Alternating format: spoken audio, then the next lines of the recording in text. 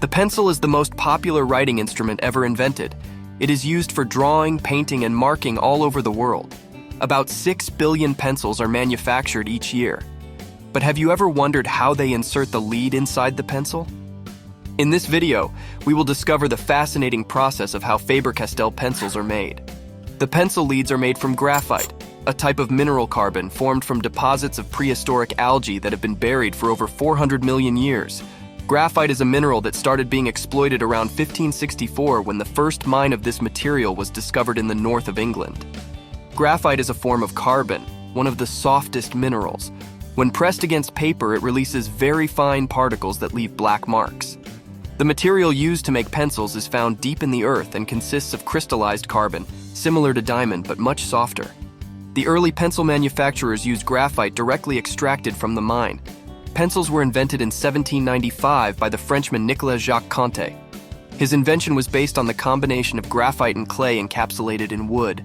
Both minerals, along with a bit of water, are mixed and spread through thin grooves in the wood. This gave birth to the pencil that we know today. Since the 19th century, pencil leads have been made with a mixture of graphite and clay. Graphite is extracted from open pit and underground mines, such as the one shown in Germany. It is very difficult to find and even more challenging to bring to the surface.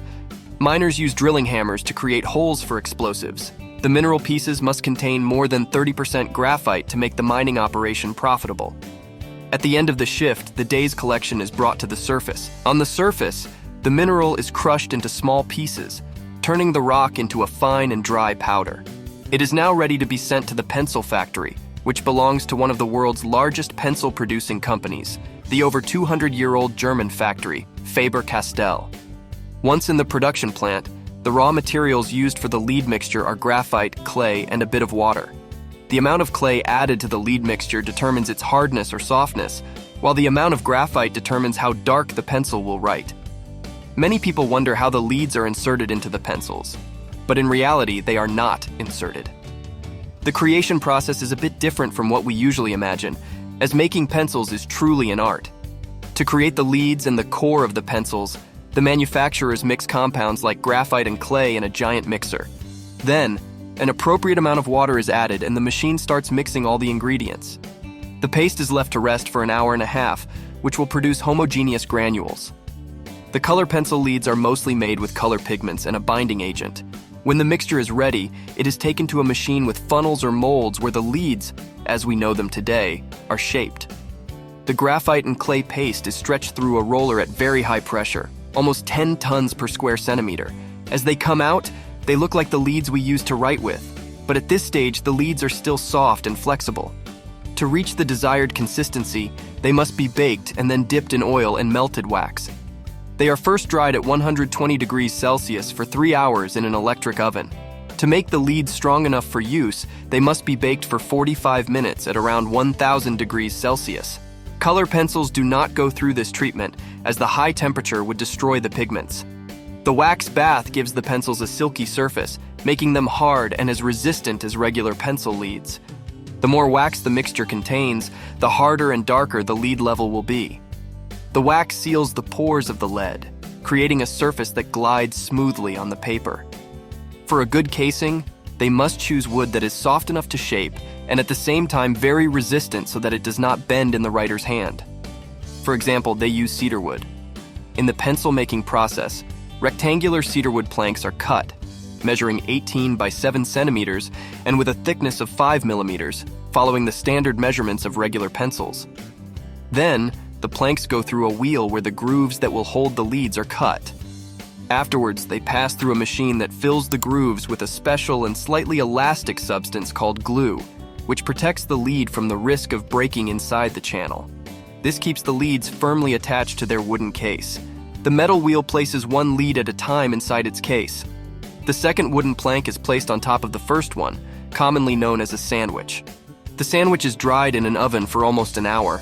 Then, a piston presses the planks using a weight of 1 ton for an hour to allow the glue to dry completely. At the end of this process, the sandwich-shaped planks are so perfectly joined that it is not noticeable that they are 2 planks glued together. In the next step, the planks go through a machine called a milling machine. This is probably one of the most important machines in pencil production because it cuts the wood to the appropriate shape, whether it's triangular, hexagonal, or cylindrical. Around 10 pencils are cut from each wooden sandwich. A person is responsible for testing their quality by manually sharpening one of the pencils to check the effectiveness of the lead.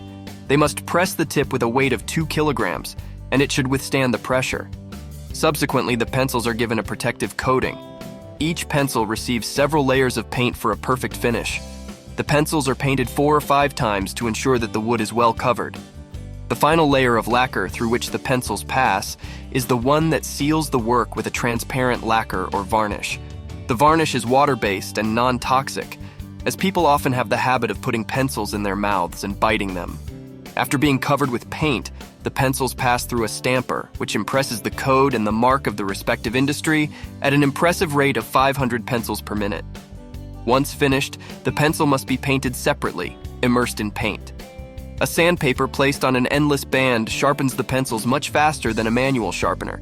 To finish the manufacturing process, an eraser is placed on some pencils.